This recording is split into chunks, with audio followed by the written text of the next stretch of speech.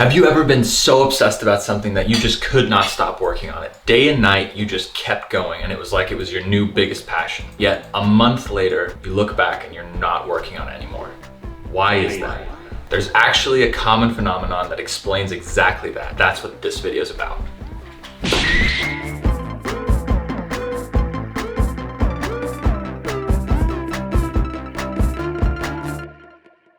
So today we want to talk to you about what the number one thing is that stops people from making their first film. It's imposter syndrome. I personally did not know what this word was. Have you heard it? I guess I do know what it means, which is that typically the more experienced people get in a certain field, the more they can start to feel like frauds in that same field, because it's that age-old thing of the more you go into the cave, well, the more you find out there's much more to learn, and actually I don't know anything. And I guess at the root of it, really, it's the feeling of, who am I to do this? Yeah, I mean, that's a good definition. There's always somebody better out there who knows more, who has more experience. Why would people want to watch me? What do I have to offer? And you start to question yourself, and you start to feel like you're not good enough, and that is the thing that holds most people back. It just is. Yeah. It's like when you get down to it, when it comes to anything from deadlines or starting in the first place or following through on the plans you've made, it's almost always some form of imposter syndrome that's disguising itself as something else. You know, you might feel like you have a problem with procrastination, but the reason why you procrastinate is because, oh God, this is a little bit, I don't know, do I really know what I'm talking about? And you start to talk yourself out of it. That's why you're procrastinating. That's the symptom. Imposter syndrome is the root cause of it. Taylor has a great story to kind of show just how severe this imposter syndrome can really get. I had been working on a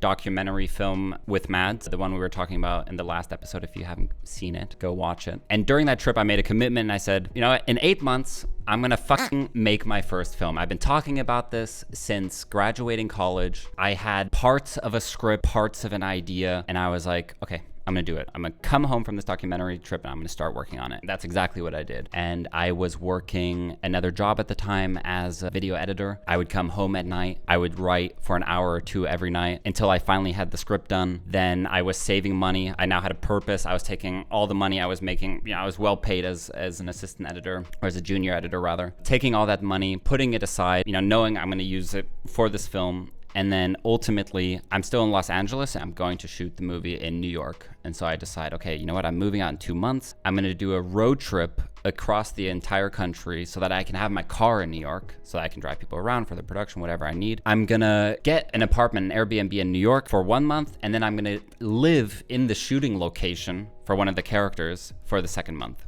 So I basically have 60 days to turn this whole thing around. And the first month, you know, I'm by myself, fixing things on the script, starting to do castings, completely overwhelming experience for one person to do. But I'm getting through my tasks. You know, I get an assistant director on board. I know Mads is coming in as cinematographer at the end of that first month. My brother is coming in as a sound mixer. You know, I just had to fly him in, working for free. My ex-girlfriend is coming in to help me produce, working for free. Everybody working from all over the world. From all over the world. That's like an international production. And it all kind of culminated in this maybe 2 weeks before shooting was supposed to start. I'd already bought my tickets. Everything's there. Everything's set. Yeah, there's no way I can get out of this. And suddenly, you know, it creeps in my head, this thought of, you know, what if I don't do it? What if I cancel everything? You know, it's my money. I've paid for everything. It's not like I'm taking anyone else's money. In my head, it kept on going, just do it next year. This isn't good enough. The story's not good enough. You know, all these little reasons started to come into my head. And I remember calling my mom that night.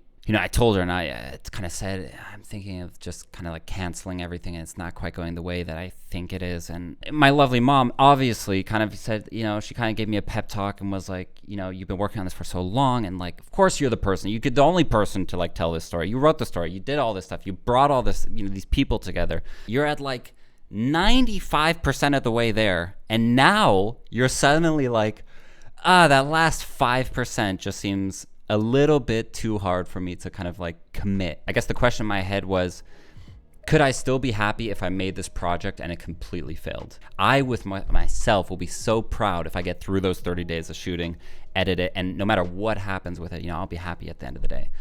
Yeah, we ended up shooting for 30 days, and again, it was exactly what I thought. It's like, I was proud of that project regardless of what it ended up doing, because it was just, that's not the reason I was doing it. The reason I was doing it is I wanted to tell that story. I wanted to have that experience. I wanted to make my first feature film. And it got us to where we are now. Yeah, exactly. There's no way we would be here working on the projects that we're working on now with the people we're working with now. So we really want to talk to you about 3 tools that you can use to get over this feeling, because it's universal. I really think that all of us feel it in one way or another, even the very best. So let's get into some tips, some tools, because you got into a lot of them actually. And the first one is such an important one, is to prepare for this feeling to creep in from the beginning. There's no avoiding it. It doesn't matter who you are, what stage you are, you're gonna feel like you're an imposter. You're gonna feel like you're not good enough. You're gonna feel like it's easier to just stop or postpone or whatever it might be. And there's so many different ways that this can creep in. In advance, build some form of accountability system. Your mom was your accountability partner in a sense. You had told her so much about the project. You had let her in about the significance of it to you, that unknowingly it was almost be, a crime for her to not push you to continue to do it. A big thing with accountability from me, I think, is momentum. And if you just build up enough momentum for yourself, meaning I had gotten other people on board, I had started these processes that I was scared of, but I knew once enough people know about it and enough is happening, that baby is moving on its own. And if you don't want to go with it, they might have done the film without me at that point. It's like everything was planned. Yeah. So then tip number 2, and this one is also really good because I did this, which is look up your filmmaking hero and research how they got started. And you'll realize that they probably struggled with the exact same thing. And just before we recorded this, Taylor was telling me about Stanley Kubrick, which I think is a good example. Yeah, Stanley Kubrick apparently tried to destroy his first film. He hated it so much.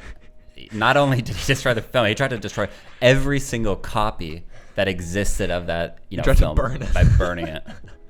Stanley Kubrick, one of the greatest film directors of all time, and I think it expands beyond film. I think any successful person failed more times than you can count. That is part of the process.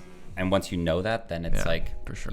That even in failure, you are succeeding to a certain extent. And then the final tip or tool is to make a list of all the things in your life that at one point or another you felt like were impossible, but that you ended up achieving or that you ended up doing. Because we all have those. And if you're someone who's watching this video or you've decided to make a documentary, I'd venture to guess that you're the kind of person who's probably done difficult things in the past. And you just need to remind yourself of what those things are. Like, literally make a list. Like, we do this. I did this, I did this, I did. And you're like, wow, I'm actually pretty cool and I can do a lot of things.